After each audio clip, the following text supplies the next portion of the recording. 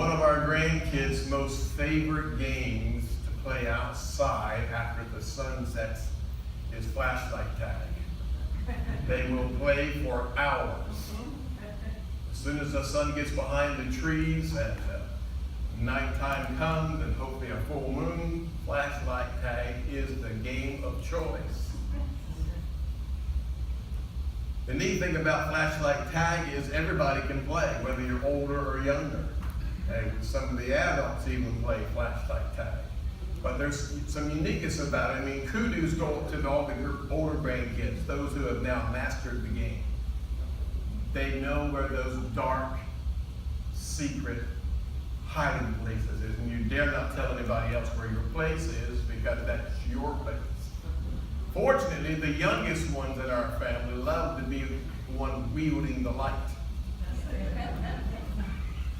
They don't mind being it. I think what happens is this. There's the ability to wield this bright flashlight and the grand idea of being in charge of the light beam. They like having the source of light close by. They would rather be in the light than in the dark. As I thought about that the last several weeks, I think there's a good summation from that. Watch the PowerPoint. There's a certain security and personal satisfaction when the power of the light is at your disposal. Let that sink in this morning. There's a certain security and personal satisfaction when the power of the light is at your disposal. And that sentiment of security certainly rings true when you consider back in 1989, Václav Havel, who was at the time a political prisoner, was elevated to become the first elected president of Czechoslovakia. 2011, former U.S. Secretary of State Madeleine Albright was asked to speak at Václav Havel's funeral.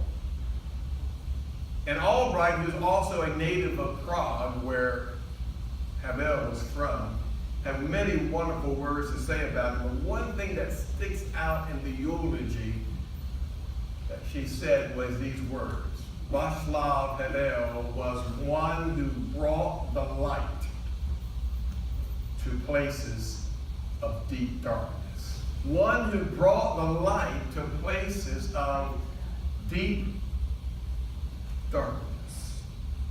When Havel introduced the light in the political arena of the Czech Republic, it was a fitting illustration, I believe, of the same thing Jesus Christ did for the whole wide world. He brought the light to places of deep darkness. As a matter of fact, the Gospel of John explains exactly how Jesus brought the light to the deep places of darkness. Let's turn to the Gospel of John, chapter 1, whatever form of scriptures you brought this morning, electronic or hard copy, and let's read that this morning. John 1 says, "In the beginning was the Word, and the Word was with God, and the Word was God. He was God in the beginning. All things were created through him, and apart from him, not one thing was created that has been created. Life was in him, and the light that was the light of men. That light shines in the darkness, yet the darkness did not overcome it. There was a man named John who was sent from God. He came as a witness to testify about the light so that all might believe through him. He was not the light, but he came to testify about the light, the true light who gives light to everyone was coming into the world. He was in the world, and the world was created through him, yet the world did not recognize him. He came to his own, and his own people did not receive him. But to all who did receive him, he gave them the right or the power to become the children of God. To those who believe in his name, who were born not of blood or the will of the flesh or the will of man, but of God. And verse 14 is our kicker.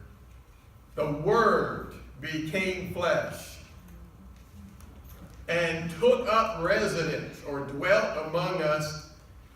We observed his glory, the glory as the only one Son from the Father, full of grace and full of truth. Wow, what a description of light coming into the deepest, darkest places on earth. Although there is an unmistakable similarity in all of the Gospels, Matthew, Mark, Luke, and John, there are also some differences. Matthew, Mark, and Luke are called synoptic Gospels simply because they offer similar viewpoints from the same observations of passed down stories about Jesus. However, the Gospel of John is called autopic, like autobiography, because it looks like when you read through the chapters of John's Gospel, John had an up-close encounter with Jesus. As a matter of fact, when you read Matthew, Mark, and Luke, you'll not find any of the I ams like you will in John. John records all of the I ams of Jesus. Such as this morning, your bulletin cover there says, I am the bread of life. Found where? John chapter 6. All the I ams are recorded in John's Gospel. None are recorded in Matthew, Mark, and Luke. So there's this up-close encounter that John had with Jesus, and therefore his Gospel is called autopic. So John, the author today of John chapter 1, that beloved disciple says, as the Creator, Jesus brought light into existence when he supernaturally created light out of darkness. At the dawn of time, Jesus spoke into the darkness and said with the Father and the Son, let there be light. And it was. And it was. And it was. Amen. Just by speaking light. I wonder sometimes if we put up with darkness much longer than we should because we fail to speak light into darkness. Or we complain about the darkness, we murmur about the darkness, we grovel over the darkness, but few times do we ever speak light into the darkness. Shine light into the darkness. So John says, as a creator, Jesus brought light into existence by simply speaking it, and as a long-awaited Messiah through his miraculous birth, Jesus brought light into the spiritual arena of humankind. As the ultimate light giver, Jesus is the source of light. And he is the source of life. He's the source, therefore, watch this, darkness cannot overcome the source. Amen. Yes. Demons cannot conquer the source of light and life. And deception cannot consume the source of light and life, because he was the one who looked at darkness and spoke into it light. Yes, he did. Because Jesus is the only Savior for the world. It was John the Baptist, his second cousin, who as a forerunner, the Bible says, came out of the wilderness to bear witness of Jesus, the light of the world. So the good news is this for you and I this morning. Although none of us will ever become John the Baptist, will never become John the Beloved, will never become Jesus, that's very obvious, but we can certainly be like all three as sources of light and life. That's right. we can shine on. Rather than turn off, we should be turning on the light. And the light Jesus offers you and me and the whole wide world. How many remember last week's passage in Psalm 84? Anybody remember that one? We were there last week, remember? Let's go back there. Watch the big screen. Let's kick this up just a little bit this morning. Let's kick up the notch here, as Emerald would say. Psalm 84, verse 4 and 5. How happy are those who reside in your house, who praise you continually. Happy are the people whose strength is in you, whose hearts are set on pilgrimage. Look at that word strength.